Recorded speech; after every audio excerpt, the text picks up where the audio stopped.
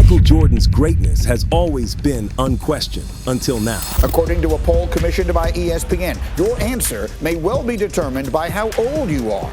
Overall, 57% of fans believe Jordan remains the GOAT, while 36% either choose LeBron or say it's too close to call. For decades, fans believed his championships were built purely on talent, work ethic, and an unbreakable will to win. But Isiah Thomas is now claiming something far more unsettling. Michael Jordan didn't beat Larry Bird. You showed Michael Jordan going between his legs one time in the highlights. Yeah, but if memory serves me correct, they got swept. No, not lost. They got swept. Okay. He says he has proof, real proof, of secret backroom deals between Michael Jordan and powerful NBA billionaires. Deals that happened far from the cameras, far from the public, and far from the record books. There was a beef between Isiah and Michael. You want to know what the beef was? What was the beef about? Isiah goes home and his nephew is wearing a Bulls jersey, Michael Jordan Bulls jersey. And that's not all. According to Isiah, there were hidden championship rituals, private meetings, and quiet understandings that took place behind closed doors, moves that may have shaped titles before the season even tipped off. So Michael Jordan in the 80s, right? He never won. And he never beat Larry Bird. He never beat Magic and Kareem. I'm going to say that again. He never beat Magic and Kareem. Michael Jordan never beat those teams. If this information is real, it changes how greatness is remembered. And the most telling part, the NBA allegedly doesn't want any of this seeing the light of day. Late 1980s, the Detroit Pistons were destroying everyone, including Michael Jordan's Bulls. The bad boys beat Jordan in the playoffs 3 straight years, and it was humiliating every single time. Most players would have complained about the physicality or blamed the refs. Not Jordan. He created something called the Breakfast Club, and it changed everything.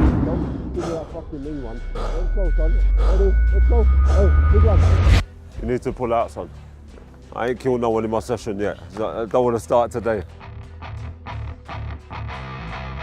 This is the Jordan Breakfast Club. Here's how it worked. Jordan started showing up to the gym at 5 a.m., hours before official team practice. He demanded his teammates join him for brutal early morning training sessions focused on one goal, beating the Pistons. This wasn't optional. If you wanted to be part of Jordan's inner circle, you showed up before sunrise and put in the work while everyone else was still sleeping. The Breakfast Club wasn't about skill drills or shooting practice. It was about conditioning, physicality, and mental toughness. Jordan knew the Pistons were stronger and more physical, so he made his team match that intensity before anyone else even woke up. By the time regular practice started, Jordan and his crew had already put in a full workout. When we first started training him, we always did it after practice. With the amount of minutes he was playing, the physicality and so forth, I was like, Michael, we have to make this adjustment. I said, there's just not enough time. Let's move it before practice. Let's make it the first thing you do in the morning. And it worked. After years of these secret 5 a.m. sessions, the Bulls finally broke through and beat the Pistons in the 1991 Eastern Conference Finals. Jordan swept Isiah's team, ended the Bad Boys dynasty, and went on to win his first championship. And that run has stuck with me because they didn't know who we were or what we were about as individuals in our family life.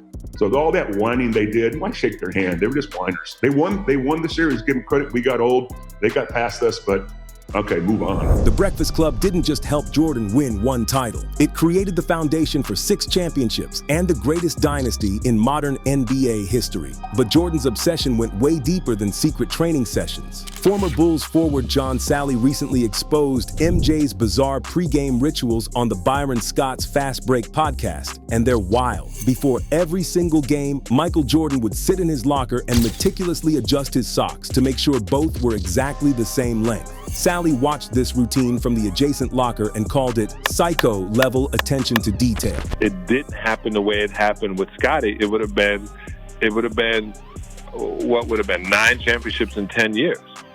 If they would have literally had the same mentality as the Boston Celtics and played them until the wheels fell off, no one would have. It would have literally been one of the greatest, second greatest franchise to the Boston Celtics according to championships.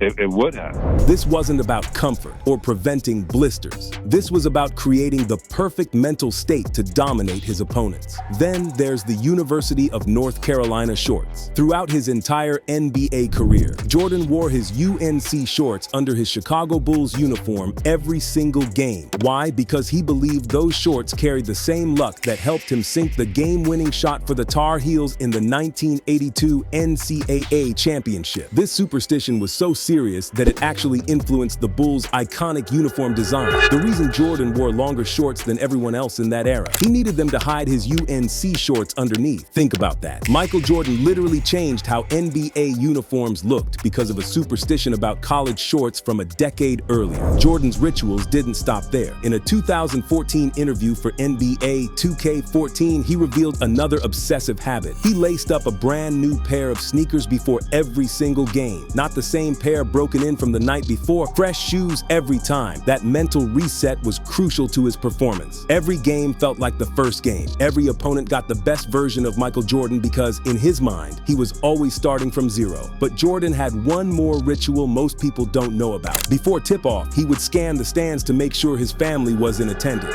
In an interview with Playboy magazine, Jordan admitted that knowing where his family was sitting helped ease his mind and allowed him to focus completely on the game. Everything had to be perfect. The socks, the shorts, the shoes, the family placement. If one element was off, Jordan's mental preparation was compromised. This level of detail is what separated him from every other great player. It wasn't just talent, it was pathological obsession with controlling every single variable. John Sally shared another story on that podcast that shows exactly how dominant Jordan was at his peak. But his perspective is from a killer. So it's going to be really, really good. And during a practice session in the late 90s, Jordan stayed back for extra work after everyone else left. Sally stuck around, and what happened next became legendary. Jordan made a steal and went up for a dunk. Sally thought he had the perfect opportunity to block him, but as Jordan elevated, Sally realized he was completely helpless. Sally went straight to his hotel room and called his mother. When I go home, I call my mother. She's like, "How is it?" I said, "Ma, I just saw the greatest player